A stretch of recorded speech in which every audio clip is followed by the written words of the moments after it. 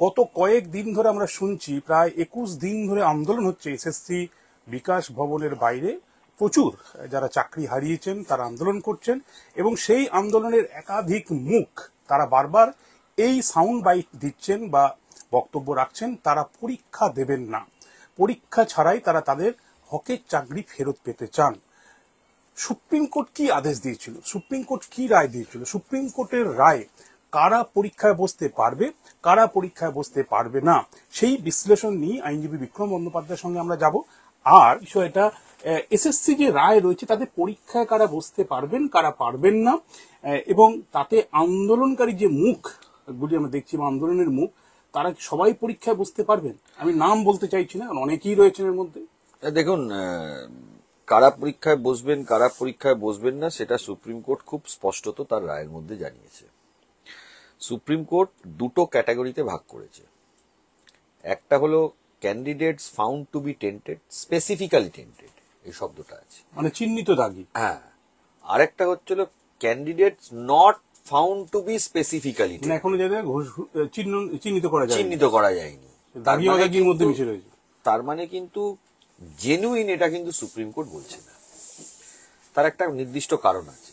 তার নির্দিষ্ট কারণটা হলো সিঙ্গেল বেঞ্চ থেকে সুপ্রিম কোর্ট পর্যন্ত আমরা স্কুল সার্ভিস কমিশন, যে এক্সামিনিং বডি, তারা কিন্তু কারা জেনুইন এই লিস্টটা কিন্তু কোনো সময়তে দেয়নি, আজ পর্যন্ত দেয়নি।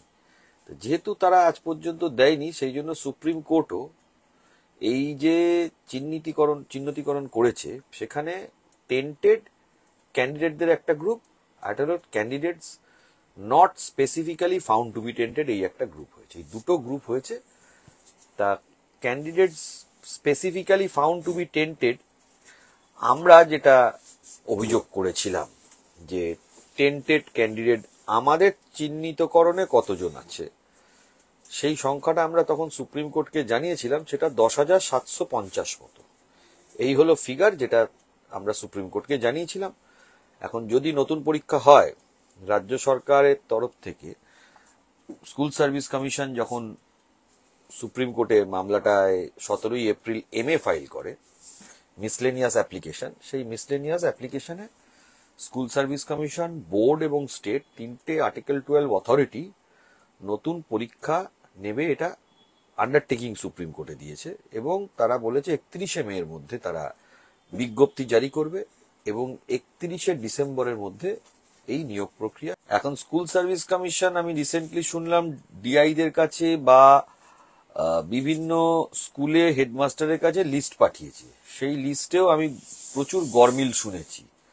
এখন কিভাবে তারা লিস্ট তৈরি করলেন, কেন লিস্টের মধ্যে গরমিল হলো, সেগুলো কিন্তু কোনোটাই আমরা প্রকাশ্যে দেখতে পেলাম না। এটা কিন্তু প্রকাশ্যে আসাটা খুব জরুরি ছিল। এটা ঠিক যে যারা আন্দোলন করছেন তাদের মধ্যে কিছু সংখ্যায় মানুষ তো টেন্টেড ক্যাটাগরির মধ্যে এসে যাওয়ার সম্ভাবনা থাকবে। তার মানে আপনি যেটা বলছেন স্পষ্টতই যে যেটা খুব স্বাভাবিক, একটা প্যানেল যেদিন শুরু হলো তার 1 বছর পর্যন্ত তার মেয়াদ, এই 1 বছরের মধ্যে সর্বোচ্চ 2টো কাউন্সিলিং হয়েছিল বলে আমরা জানি। আমাদের মামলার সূত্রে বিভিন্ন সময় আপনাদের সঙ্গে কথাবার্তায় 3 নম্বর কাউন্সিল থেকেই কিন্তু একটু একটু করে গন্ডগোল, যেটা 4র্থ কাউন্সিলিং থেকে একেবারে প্রকট, সেটা একেবারে এক্সপায়ারি প্যানেলেই হয়েছে। তাহলে দেখুন, প্রথম দিকের কাউন্সিলিং তো ডেফিনেটলি সেটা প্যানেলের মেয়াদের মধ্যে হয়েছিল, এটা ঠিকই।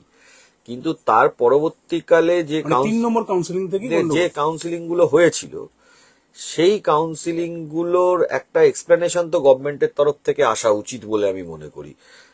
তার কি প্রেক্ষাপটে গভর্নমেন্ট নিলেন বা না নিলেন, সেরকম কিছু আমরা এখনো অব্দি দেখতে পাইনি, এইটুকু বলতে পারি। তার মানে এটা তো একবার জলের মতো স্পষ্ট হয়ে গেল যে 3 বা 4, বা খুব নির্দিষ্ট করে বললে প্রথম একটা বড় বৈঠক হয়েছিল, যতটুকু মনে পড়ছে, এই আন্দোলনকারীদের সঙ্গে এসএসসির অফিসে। সেখানে বলা হয়েছিল 3 নম্বর পর্যন্ত কাউন্সিলিং এর পরে যতগুলি কাউন্সিলিং, প্রায় 8-9 পর্যন্ত একাধিক, সেগুলো সবই নাকি টেন্টেড, এমনটা বলা হয়েছিল। তাতে তো সুপ্রিম কোর্টের গাইডলাইন আদেশ অনুযায়ী তাই তো বিষয়টা দাঁড়াচ্ছে, মানে 3 নম্বর থেকেই গন্ডগোলের সূত্রপাত। কাজেই যারা আন্দোলনের মুখ, তাদের অনেকেই তো 4 নম্বর বা তার পরের কাউন্সিলিং থেকে চাকরি পেয়েছেন, তো স্পষ্ট চিহ্নিত দাগীদের তালিকায়। না, চিহ্নিতটা তো স্কুল সার্ভিস কমিশনকে করতে হবে। কাদেরকে ওরা কি ধরছেন, কেন তারা ফোর্থ কাউন্সিলিং এ কেন, ফিফথ কাউন্সিলিং এ কেন, এগুলো পুরো চিহ্নিত যে করার বিষয়টা, আইডেন্টিফিকেশন যেটা আমাদের ভাষায় বলে, সেটা তো স্কুল সার্ভিস কমিশনকে করতে হবে। এখন স্কুল সার্ভিস কমিশন তার এক্সপ্লেনেশন দিতে পারে যে থার্ড ফেজ অফ কাউন্সিলিং তারা কেন করেছিল, ফোর্থ ফেজ অফ কাউন্সিলিং তারা কেন করেছিল, ফিফথ ফেজ অফ সেই কাউন্সিলিং। ব্যাখ্যা তো আদালত ঘুরে ঘুরে বিভিন্ন সময় দেওয়া হয়েছে, এবং সুপ্রিম কোর্টও দেওয়া হয়েছে। সুপ্রিম কোর্ট সেই মান্যতা তো দেয়নি, সেগুলো তো গ্রহণ করেনি। সুপ্রিম কোর্ট দেখুন, তারা তো রায়ের মধ্যে স্পেসিফিক্যালি কারা কারা টেন্টেড এর মধ্যে পড়বে সেটা তো বলেছে, যে কারা কারা তার মধ্যে টেন্টেড এর মধ্যে ধরুন যারা এই আপনার আউট অফ প্যানেল যারা আছে তারা পড়ছে, তারপরে ধরুন যারা ওএমআর মিসম্যাচ আছে তারা পড়ছে, ক্যান্ডিডেটস বিয়ন্ড রেকমেন্ডেশন আছে তারা পড়ছে, এগুলো পড়ছে। এবারে স্কুল সার্ভিস কমিশনকে এদের মধ্যে থেকে পুরো চক আউট করে একটা ফাইনাল। প্যানেল বলতে কি এক্সপেরিও প্যানেলকে বোঝাচ্ছে? আউট অফ প্যানেল বলতে সুপ্রিম কোর্ট যেটা বোঝাচ্ছে সেটা হলো যাদের যাদের প্যানেলে নাম নেই অথচ চাকরি পেয়ে গেছে, এরকম প্রচুর ক্যান্ডিডেট আছে। যাদের ধরুন প্যানেলে নামই ছিল না অথচ তারা চাকরি পেয়ে গেছেন, বা ধরুন কেউ পরীক্ষায় বসেনি তিনি চাকরি পেয়ে গেছেন, এরকম এরকম ক্যান্ডিডেট হয়েছে তারা হয়তো পরীক্ষায় পার্টিসিপেটই করেনি বা অ্যাপ্লাই করেনি, তারা চাকরি পেয়ে গেছে। আউট অফ প্যানেল বলতে তাদেরকে বোঝাচ্ছে। কিন্তু এক্সপায়ারি অফ প্যানেল, এটা তো ডিভিশন বেঞ্চের রায়, বিচারপতি বসাকের যে রায়, যেটা কি কার্যত একটা দুটো পয়েন্টে মডিফাই ছাড়া সেটা কি ইনট্যাক্ট একই রেখেছে। সেখানে তো 17 থেকে 19টা যে ক্যাটাগরিতে দুর্নীতি হয়েছে বলা হয়েছিল, তার মধ্যে এটাও তো একটা অন্যতম। এক্সপায়ারি অফ প্যানেলের নিয়োগ, সেটা ঠিক নয়। দেখুন, প্যানেল এক্সপায়ারির পরে তো অ্যাপয়েন্টমেন্ট হয়েছে, এটা ঠিক, কিন্তু তার যে এক্সপ্লেনেশন বা তার যে রিজনিং, সেগুলো আমরা কিন্তু স্কুল সার্ভিস কমিশনের তরফ থেকে কোনোদিনই পাইনি, বা কোনোদিন আদালতে অন্তত সিঙ্গেল বেঞ্চ থেকে সুপ্রিম কোর্ট অব্দি উঠে আসেনি। তাই আইডেন্টিফিকেশনটা, চিহ্নিত করাটা স্কুল সার্ভিস কমিশনের এখানে খুব প্রয়োজন। স্কুল সার্ভিস কমিশন যদি মনে করে যে, ধরুন বললো যে এতগুলো ছেলে জেনুইন, তার একটা লিস্ট তৈরি করলো, যে 15,000-এর একটা লিস্ট তৈরি করলো, কি 18,000-এর একটা লিস্ট তৈরি করলো, প্রথম ফেজে এই হয়েছিল, সেকেন্ড ফেজে এই হয়েছিল, থার্ড ফেজে এই গন্ডগোলটা হয়েছিল কিন্তু এরা ঠিক, ফোর্থ ফেজে এই গন্ডগোলটা হয়েছিল এরা ঠিক। কিভাবে স্কুল সার্ভিস কমিশন করবে সেটা তো যতক্ষণ না কিছু করছে বা যতক্ষণ না কিছু বেরোচ্ছে তার আগে তো সেটা মন্তব্য করাটা সম্ভব না। তবে এটা ঘটনা, প্যানেল এক্সপায়ারির যে বিষয়টা আপনি বলছেন, এটা ঠিক, প্যানেল এক্সপায়ারি হয়ে গেলে কিন্তু সেই প্যানেলটার লাইফটা শেষ হয়ে যায়, এটা দেশের আইন। এখন তার কি এক্সপ্লেনেশন স্কুল সার্ভিস কমিশন তৈরি করবে সেটা তো আর আগে থেকে বলা সম্ভব না। স্কুল সার্ভিস কমিশন পাবলিশ করলে ভালো হতো। প্রত্যেকটা কাউন্সিলিং এ যোগ্য অযোগ্য আছে, প্রত্যেকটা কাউন্সিলিং এ। কারণ ফার্স্ট ফেজ অফ কাউন্সিলিং এ যাদের প্যানেলে অনেকের নাম উঠেছে, যাদের ওএমআর মিসম্যাচ আছে বা ব্ল্যাঙ্ক ওএমআর আছে, ফার্স্ট ফেজ অফ কাউন্সিলিং এ অনেকে আছে যারা কিনা আউট অফ প্যানেল, এটা আছে, নেই তা না, হ্যাঁ সেটা সংখ্যাটা হয়তো কম। পরের দিকে কাউন্সিলিং যত গড়িয়েছে সেটার আউট অফ প্যানেল অ্যাপয়েন্টমেন্ট বা ওএমআর মিসম্যাচের অ্যাপয়েন্টমেন্টের সংখ্যাটা হয়তো অনেকগুলো কাউন্সিলিং এ বেশি, এটা আছে। তবে দেখা যাক স্কুল সার্ভিস কমিশন কি করছে, না করা পর্যন্ত তো এই মুহূর্তে কিছু বলা সম্ভব না। তার মানে আপনি বলছেন নতুন যে বিজ্ঞপ্তি, যেখানে পরীক্ষায় কারা বসতে পারবেন কারা পারবেন না সেটা জানার জন্য অন্তত যোগ্য অযোগ্যের কাউন্সিলিং ভিত্তিক একটা তালিকা তৈরি করা দরকার বলে আপনি মনে করেন? হ্যাঁ, প্রত্যেকটা ডেট ওয়াইজ যে কাউন্সিলিং গুলো কবে হয়েছিল।